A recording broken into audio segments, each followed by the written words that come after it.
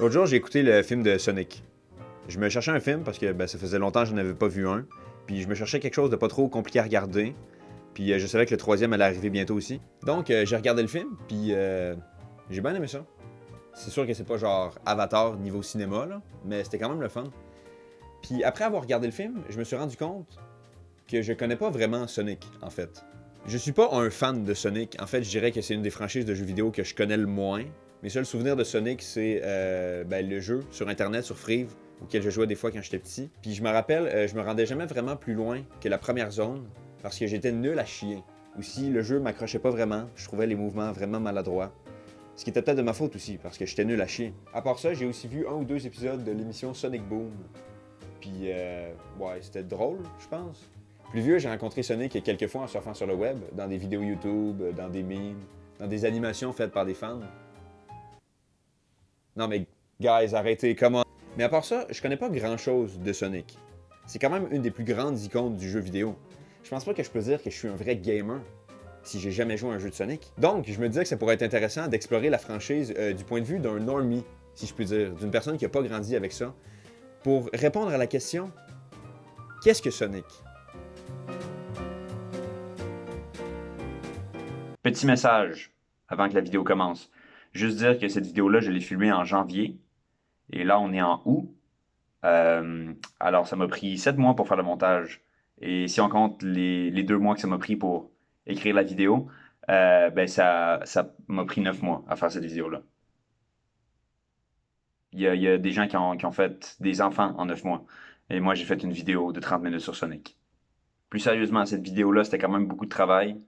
Donc, j'espère que vous allez l'apprécier, hein? Même si ma coupe de cheveux est horrible.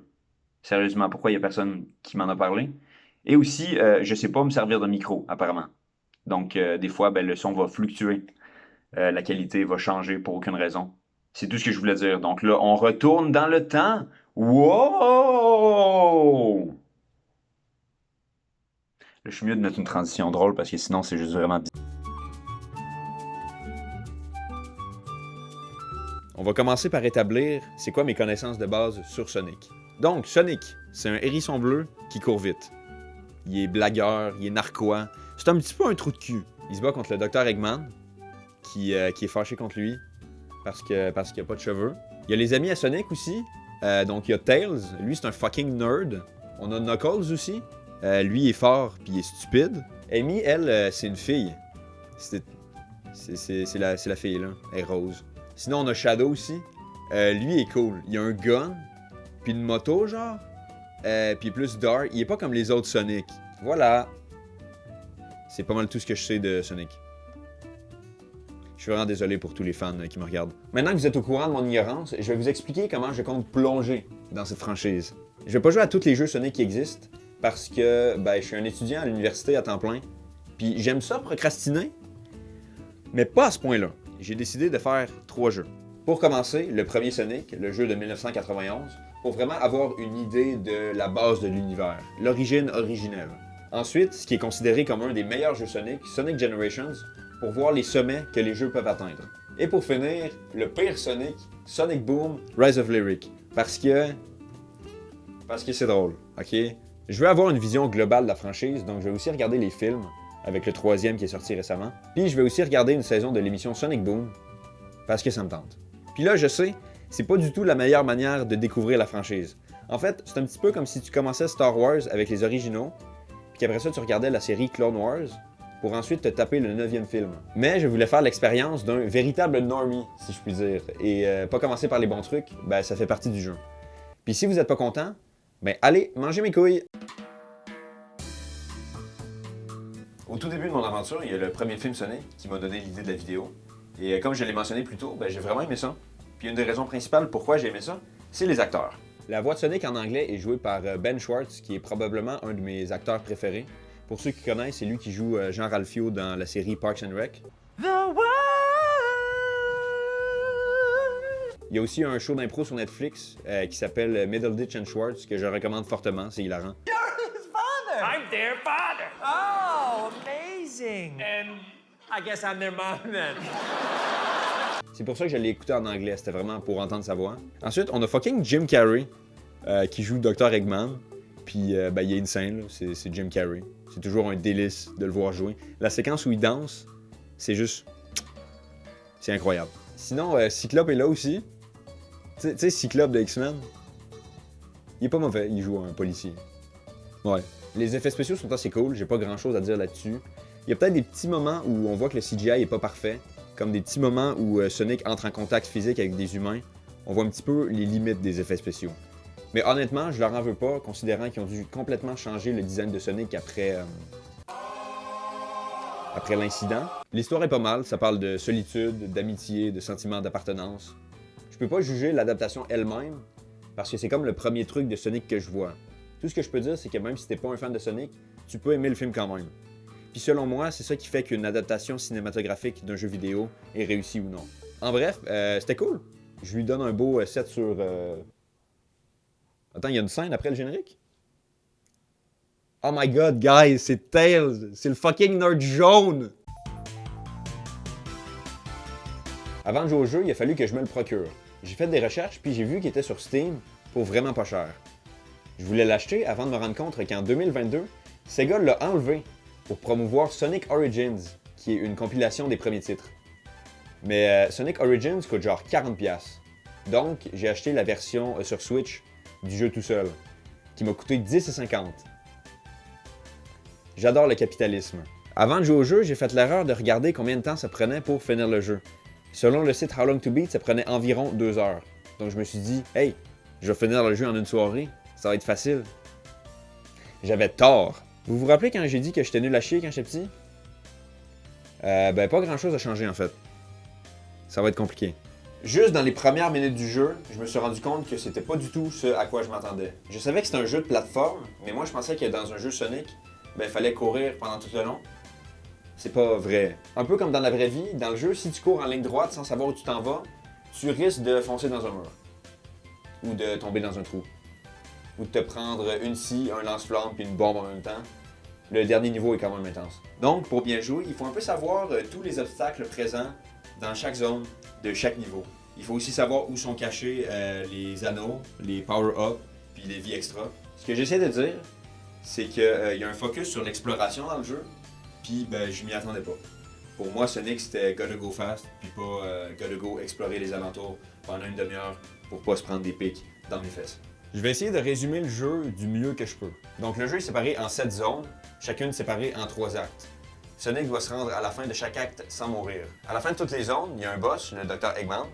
Puis le but du jeu, c'est de le tuer, là. Non, je vais pas dire vaincre, c'est clair que Sonic veut le tuer. Il fait exploser son vaisseau à la fin, puis il sait pas si Eggman a un parachute, là. Moi, je le dis, Sonic a soif de mort. Visuellement, le jeu est super beau. Les jeux dans ce genre-là vieillissent super bien, je trouve.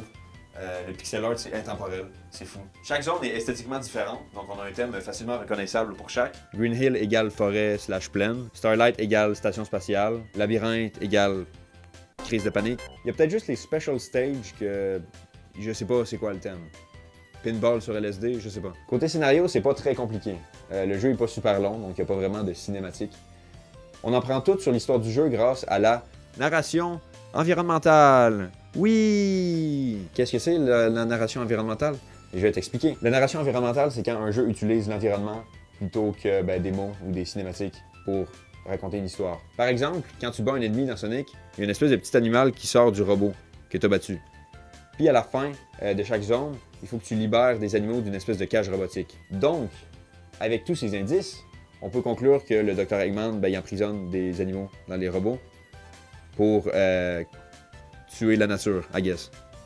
C'est probablement la raison pour laquelle Sonic veut l'assassiner.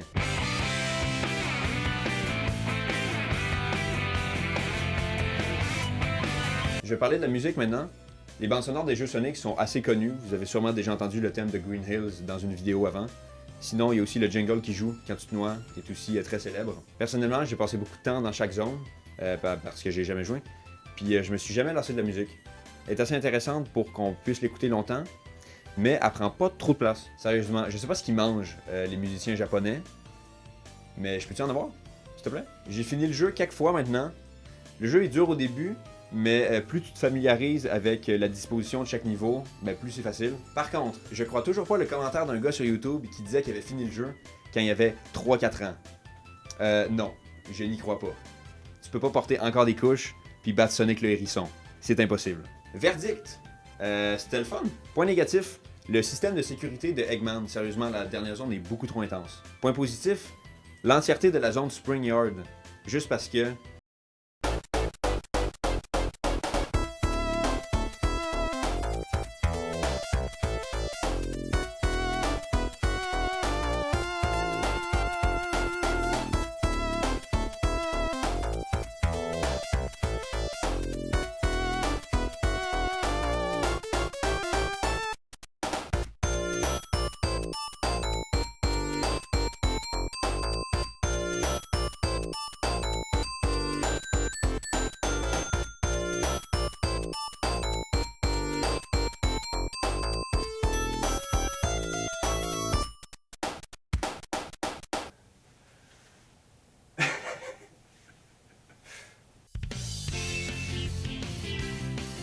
J'avais vraiment été surpris par le premier film, donc j'avais quand même des grosses attentes pour le deuxième. Mes attentes étaient tellement grandes que j'ai invité mes boys pour le regarder avec moi. On s'est commandé de la pizza, on s'est blottis les uns contre les autres sur le divan, comme tu fais avec tes boys, puis on s'est préparé à regarder le chef-d'œuvre cinématographique qu'est Sonic le Hérisson 2.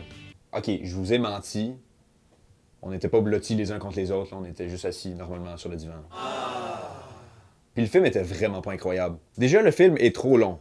Le film dure genre 2 heures, mais t'as l'impression qu'il en dure 3. C'est pas qu'il se passe pas assez de choses, c'est qu'il se passe trop de choses pas importantes. Sérieux, à un moment donné, je pensais que j'étais en train d'écouter une version longue du film avec des scènes coupées. Dans le premier film, je vais beaucoup le comparer au premier, j'avais aucun problème avec Cyclope de X-Men. Même quand Sonic était pas là, t'avais l'impression que ces scènes avaient rapport. Dans le deuxième film, on a des intrigues secondaires complètes qui ne servent à rien et qui pourraient ne pas exister. Par exemple, au milieu du film, Cyclope est au mariage de sa belle-sœur, puis il ruine la cérémonie parce qu'il a échangé l'anneau de la mariée avec un des anneaux portails que Sonic lui a donné. Ça tout seul, c'est très bien.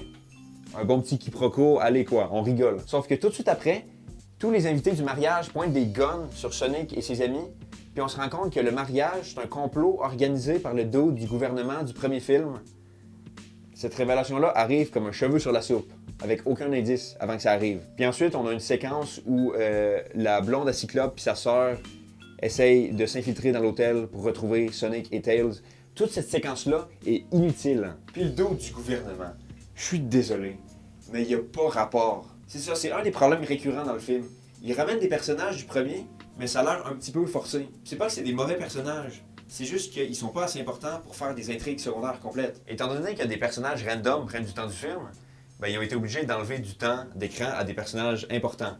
Puis ça, c'est vraiment dommage, parce que le film introduit 2 personnages assez importants, Tails et Knuckles, puis ils ont un petit peu un arc narratif, mais on passe pas du tout assez de temps avec eux, parce qu'il fallait absolument qu'on voit le sidekick policier du premier film. Il est vraiment important, guys, je vous jure. Je pourrais parler du scénario pendant vraiment plus longtemps, mais je vais arrêter avant de craquer mon slip. Je voulais parler des effets spéciaux, parce que là, ici, on a un autre problème. Le CGI du premier film était très bien.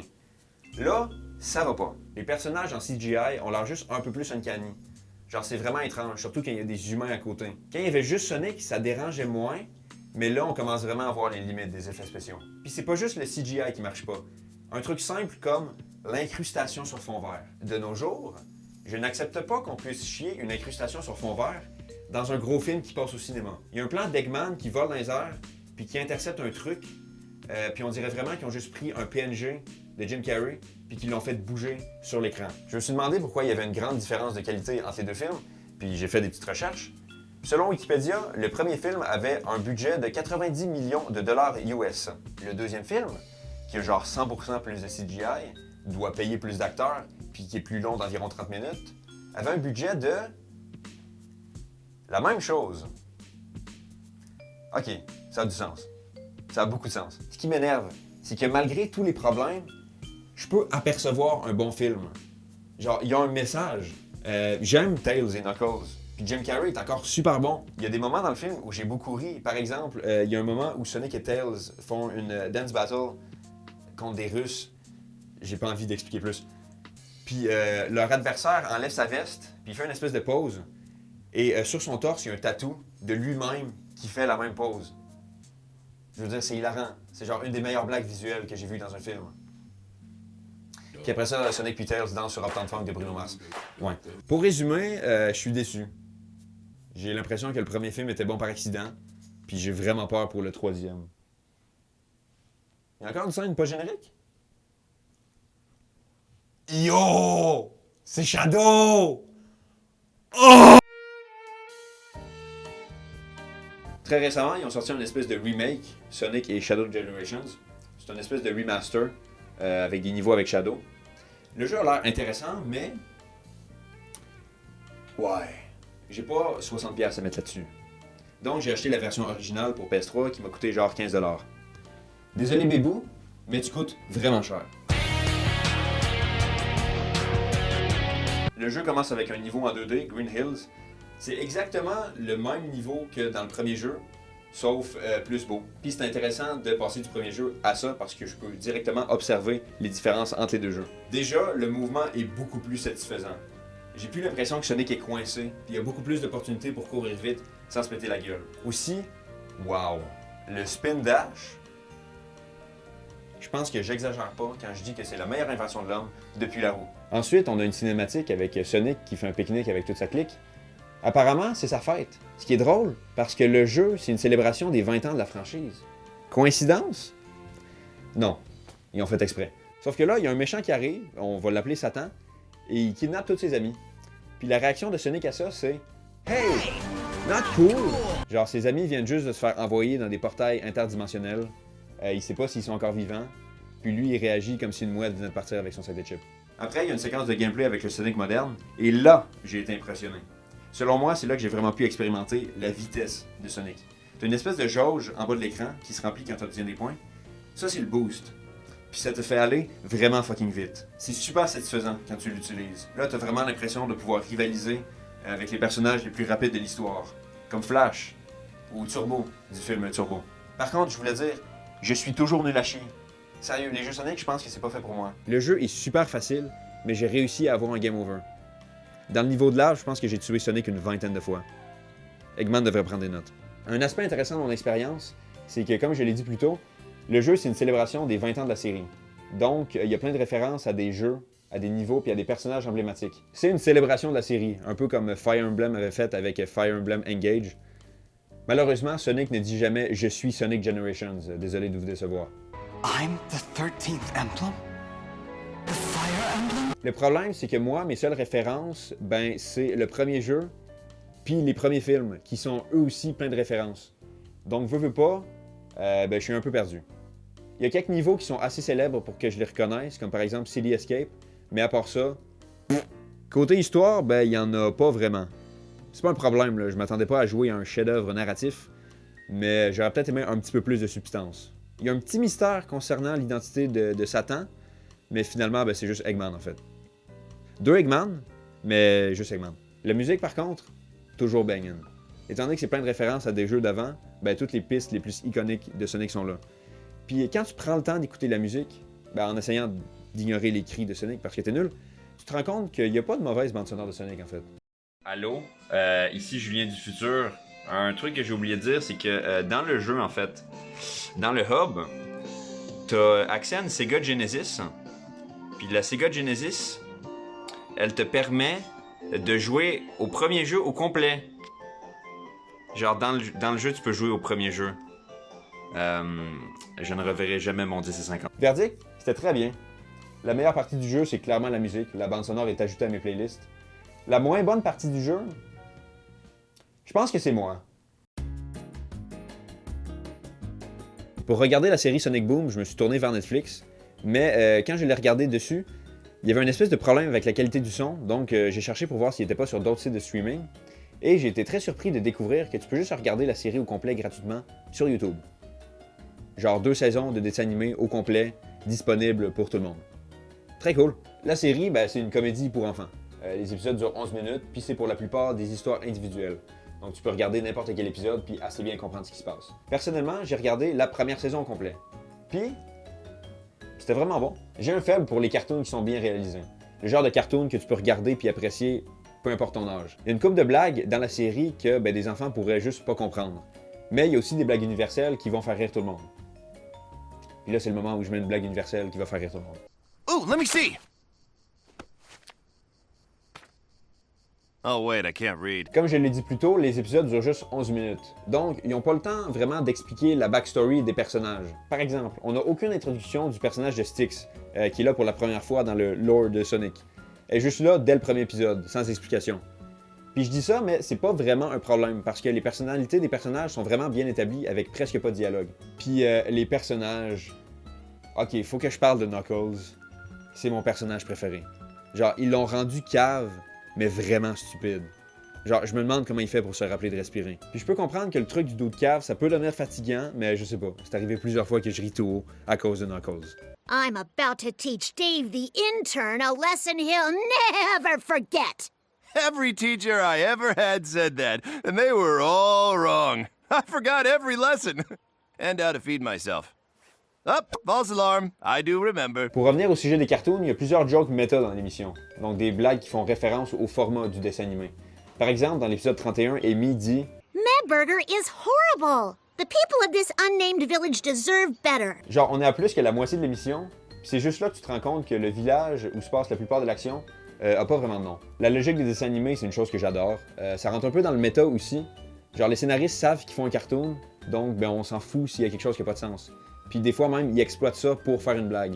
Dans l'épisode 41, Eggman a l'idée de ralentir le temps en s'inspirant d'une mijoteuse. Fait que comment il fait pour construire sa machine à ralentir le temps? There it is, the power source that makes a slow cooker cook slowly. And here I thought it was a mixture of patience, low heat, and collected condensation. Nope, glowing energy ball. Si seulement la vie était aussi simple que dans les dessins animés. Il y a plusieurs running gags dans la série aussi. Un de mes préférés, c'est le fast-food du village, qui s'appelle Meh Burger. Au début, j'étais pas sûr de comprendre, mais c'est vraiment que les burgers sont meh. Fait que ça s'appelle comme ça. Puis leur logo, c'est un burger mécontent, avec 3 étoiles. C'est très drôle. Dernière chose dont je voulais parler, c'est la musique. Elle est pas incroyable, genre c'est vraiment une musique de dessin animé générique. Mais là où c'est intéressant, c'est dans les références qu'ils font. Par exemple, à un moment, ils font juste la danse dans Spider-Man 3.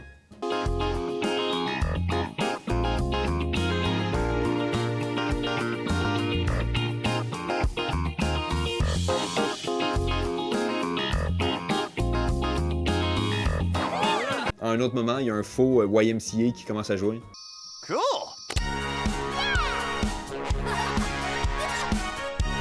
C'est un peu de ça dont je parlais tantôt. C'est des blagues qu'un enfant va pas nécessairement comprendre, mais si t'es un peu plus vieux et t'as plus de culture, tu vas trouver ça drôle. Ok, j'ai un peu trop parlé d'une émission random de 2014, donc maintenant on va s'attaquer à ce qui est supposé être une préquelle de l'émission, le jeu Sonic Boom Rise of Lyric. Mais j'ai aimé la série, donc le jeu doit pas être si pire que ça. La joke, c'est que le jeu, il est pas bon. Comme dans les autres sections jeux vidéo, je vais répondre à la question qui n'intéresse personne. Comment je me suis procuré le jeu? Rise of Lyric, c'est une exclusivité sur la Wii U. Joe, ici présent, a une Wii U et proposait qu'on fasse le jeu ensemble. C'est lui qui l'a proposé, volontairement. Je l'ai pas du tout obligé. Tout ce qui me restait à faire, c'était de me procurer le jeu. Vous vous rappelez quand j'ai dit que j'avais pas 60$ à mettre sur Sonic et Shadow Generations? C'est là qu'il est allé. Est-ce que la vidéo que vous êtes en train de regarder a uniquement été faite pour justifier mon achat? Est-ce que je regrette de l'avoir acheté? Je pourrais jamais le revendre. Pourquoi? Parce que le jeu pue la couille! Avant de craquer mon slip, je vais vous expliquer le concept du jeu. Le jeu se présente comme une sorte de monde semi-ouvert, dans le sens où il faut que tu te rendes physiquement à chaque niveau. Les niveaux sont composés d'un mélange de zones ouvertes, où tu peux te battre contre des ennemis et faire de l'exploration, de segments en 2D, où on retrouve le jeu de plateforme classique, mais un petit peu plus simplifié, et des segments... J'ai envie de dire Temple Run, mais ce serait quand même méchant. Pour Temple Run. Ok, on va parler du gameplay maintenant. Le problème principal avec le jeu, c'est qu'il lag comme pas possible. Je sais pas si c'est parce que je jouais en multijoueur, ou si ma copie a été maudite par Dieu, mais sérieux, il y a des moments où on était sur une présentation PowerPoint. Là, sur les images que j'ai, sont pas si pires que ça, parce que je pense qu'il est pas en multijoueur. Mais bon, imaginez ça, mais diviser les FPS par 2. Même sans les problèmes d'optimisation, le jeu est quand même décevant. En général, on a un problème avec la difficulté aussi. D'un côté, le jeu est super facile. Le combat est extrêmement simple, il n'y a aucune conséquence quand tu meurs, et les personnages te disent même quoi faire et où aller en permanence. D'un autre côté, le jeu est extrêmement frustrant. il y a des moments où tu peux juste être pogné à certains endroits. Quand on a joué au niveau de l'eau, Joe est mort et il a respawn hors du bâtiment. 2 secondes après, moi aussi je suis mort. Et il a fallu que je restart le jeu parce que j'étais pris hors du bâtiment puis je pouvais pas rentrer. Mais le truc le plus frustrant, c'est que dans l'Overworld, Sonic et ses amis courent vraiment lentement. Genre ça prend 1000 ans à se rendre d'un niveau à l'autre. Sonic est lent. Il y a quelque chose qui marche pas là. Des 3 jeux auxquels j'ai joué, Rise of Lyric a l'histoire la plus complexe. C'est le seul compliment que je peux lui donner. Quand le jeu commence, on a immédiatement une cinématique où Sonic fucking meurt. Si seulement le jeu finissait là. Non, on a un classique retour dans le temps du type ça, c'est moi. Vous vous demandez peut-être comment j'en suis arrivé là. Ensuite, Eggman se bat contre Sonic et compagnie. Il arrive dans un ancien temple par accident. Il réveille le gros méchant du jeu. Puis Sonic doit ramasser les 7 émeraudes du chaos pour le vaincre. Pardon, c'est pas les 7 émeraudes dans ce jeu-là, c'est des cristaux, puis il y en a 8. Pourquoi garder une recette gagnante quand on peut la changer et la rendre pire? Je pensais qu'en ayant regardé une saison de l'émission au complet, j'allais mieux comprendre certaines choses, ou même retrouver des personnages que j'avais vus. J'avais plus ou moins raison. Dans le village, on voit plusieurs personnages qu'on voit dans la série, comme le maire. Sauf qu'on s'en fout en fait, parce que c'est pas des personnages importants. Le seul personnage important qui est récurrent dans la série, c'est Styx. Mais dans le jeu, c'est un fucking NPC. Encore une fois, j'ai fait mes petites recherches, puis j'ai découvert que Styx avait un plus gros rôle dans le jeu Sonic Boom Shattered Crystal sur 3DS. C'est là qu'on apprend comment elle a fait pour devenir un membre de l'équipe Sonic. Dans le jeu, ils se battent aussi contre Lyric. Fait que là, tu te demandes, est-ce que Sonic Boom Shattered Crystal sur 3DS se passe pendant Sonic Boom Rise of Lyric sur Wii U? La réponse, c'est non. Les deux jeux, qui sont censés être des préquels de l'émission, se contredisent l'un et l'autre. Lequel est canon? Aucune fucking idée. Ils ont fait un autre jeu sur 3DS un peu plus tard, Sonic Boom Fire and Ice sur 3DS, qui apparemment a un peu plus rapport avec l'émission. Mais je vais pas jouer à ça, parce que le jeu coûte 40$, puis maintenant je fais des meilleures décisions financières. Aussi, j'ai pas envie de jouer à Sonic Boom Fire and Ice sur 3DS. Shadow est là aussi. Mais il sert pas à grand chose, là. Il est là dans 2 cinématiques, puis tu te bats contre lui une fois. Il voulait juste mettre Shadow, j'imagine. Je vais finir en parlant de la présentation en général. La bande sonore est quand même nulle. Genre, on est vraiment sur une musique de jeu d'aventure random. Le son bug des fois, surtout quand il y a une transition entre cinématique et gameplay. J'ai juste eu beaucoup de problèmes avec le son et les cinématiques en général. C'est arrivé que des personnages soient juste pas là, donc la caméra fait juste suivre du vide. Le dialogue de ces 2 personnages-là a été coupé, donc je les ai jamais entendus parler. Ils faisaient juste ouvrir leur bouche en disant rien. Et pendant le combat final, je n'avais pas de musique, ni de dialogue. J'entendais juste les grognements des personnages puis les bruits de combat. Le monde en tant que tel est pas si laid. Il est juste correct, mais il est rendu pire par l'optimisation de caca. Ce qui est drôle, c'est que les personnages, à tout bout de champ, ils arrêtent pas de lâcher des répliques comme « Wow, c'est tellement beau » ou « Wow, c'est tellement grand », comme pour te convaincre que le monde est vraiment beau et très grand. Oh, this place is huge! A floating city. This is incredible. Look at this place. I have to say, pretty amazing. All right, Amy, time to shine. Let's go get those miners. Knuckles, what the fuck? T'es pas supposé dire ça. On va cancel Knuckles. Le pire dans tout ça, c'est quand tu vois le concept art à la fin dans le générique. Ça a l'air incroyable. Genre, imagine un jeu Sonic en monde ouvert où t'explores les ruines d'une ancienne civilisation, un petit peu à la Indiana Jones, puis imagine que ça ressemble à ça. Tant de potentiel. Ok, j'ai fini. J'ai été très critique du jeu, mais j'ai quand même eu du plaisir. J'ai fait le jeu au complet en une journée avec Joe, puis on a beaucoup ri.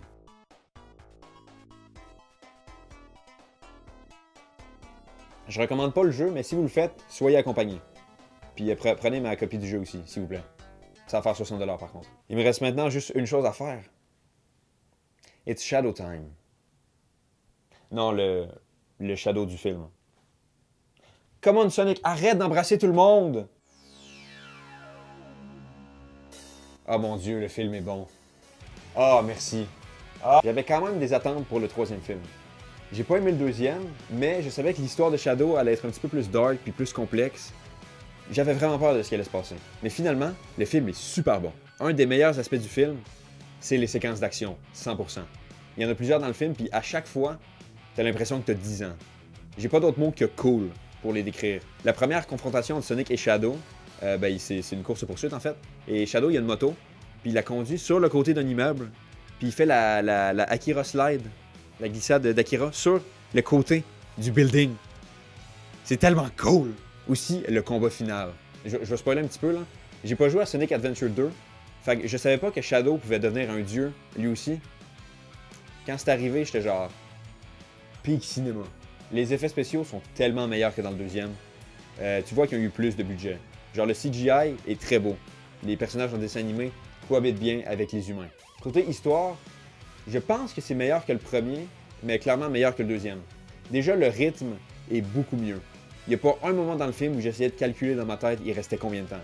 L'histoire de Shadow est intéressante, on comprend bien sa motivation pour être méchant. Par contre, il devient gentil très rapidement. Donc à la fin, il y a une confrontation entre Sonic et Shadow.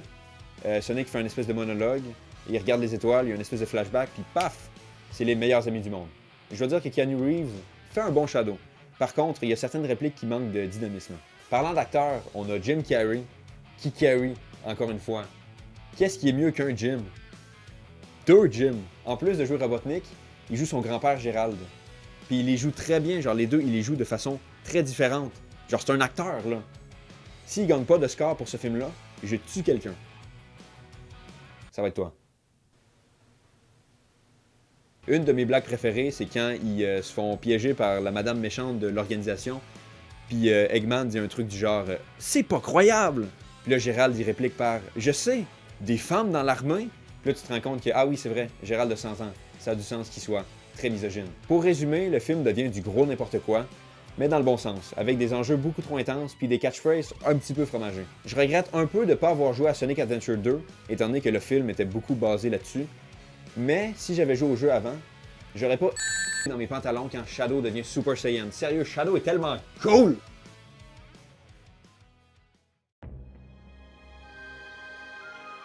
Avant de finir, je voulais parler de deux trucs vraiment vite, qui n'étaient pas dans mon plan de base. Mais je vais faire ça super vite, hein, parce que la vidéo elle dure déjà genre une demi-heure. Il y a pas si longtemps, un de mes amis a regardé la saison 2 de la série Arcane sur Netflix.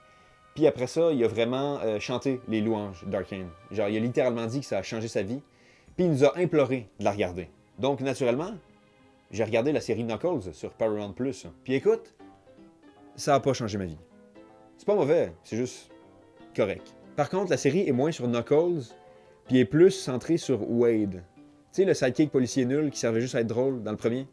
Ouais, c'est plus centré sur lui. La prémisse, c'est que Knuckles entraîne Wade pour un tournoi de quilles. Il y a quand même des combats, puis il y a un méchant, mais ouais, c'est juste ça. Aussi, dans la deuxième moitié de la série, Knuckles est presque pas là. Ce qui est con, parce que la série, elle s'appelle Jointure, et pas Wade, le sidekick policier un peu nul qui servait juste à être drôle. Deuxième truc, j'ai joué au jeu Le meurtre de Sonic le Hérisson, qui est un espèce de visual novel / meurtre et mystère, un peu dans le style de Ace Attorney, si vous connaissez. Puis c'était vraiment le fun. C'est genre 2h30, c'est super cool. Il y a plein de personnages de Sonic qui sont là. L'histoire est vraiment cool. Le jeu est très beau. Le gameplay, c'est du visual novel, donc tu cliques sur des trucs. Puis il y a même un petit mini-jeu qui pop-up quand t'interroges les gens. Naturellement, j'étais nul à chier au jeu. J'ai réussi à être nul à un visual novel. Qui suis-je? Par ailleurs, le jeu, complètement gratuit. Si vous avez Steam, vous pouvez y jouer maintenant. Jouez-y maintenant. Aussi, je voulais appeler mon personnage Potassium, parce que c'est le nom que j'utilise dans les jeux. Puis le jeu voulait pas, parce qu'il y a le mot as dedans. Fait que j'ai passé 2h30 à me faire appeler Potassium par tout le monde. Ma vie, c'est de la marde. Après 8 produits de cette franchise, j'ai enfin terminé mon initiation à Sonic. Maintenant que je respire Sonic, que je mange Sonic, que je vois Sonic dans mes rêves, c'est pas vrai, je le vois pas dans mes rêves. Je le vois dans mes cauchemars. Maintenant que j'ai touché à ce magnifique petit hérisson bleu, qu'est-ce que j'en pense?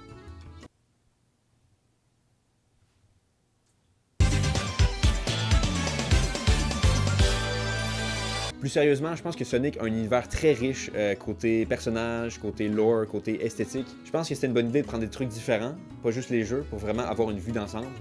C'est une franchise qui a énormément de potentiel puis qui peut aller vraiment dans n'importe quelle direction. Donc j'ai quand même hâte de voir ce qu'ils vont faire par la suite. Ce que je retiens de cette expérience-là, c'est deux choses. De un, la musique de Sonic est incroyable. Je le savais déjà un petit peu avant, mais là j'ai vraiment pu le voir de mes propres yeux.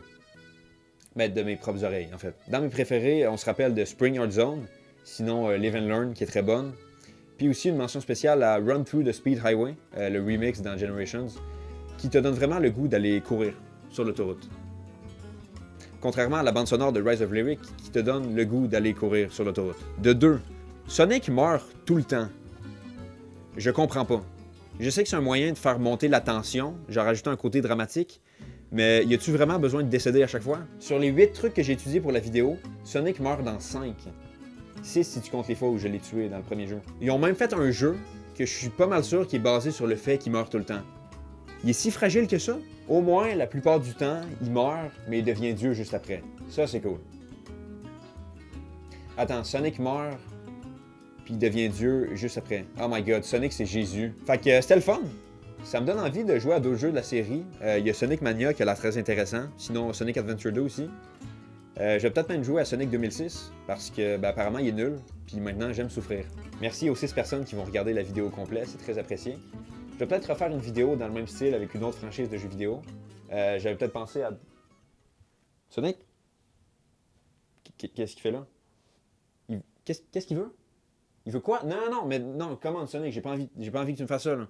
Non, mais Sonic, j'ai pas envie que tu m'embrasses. Non, approche-toi pas, Sonic. Non, approche-toi. Reste pas là, fais quelque chose. Non, approche-toi pas. Touche-moi pas, Sonic!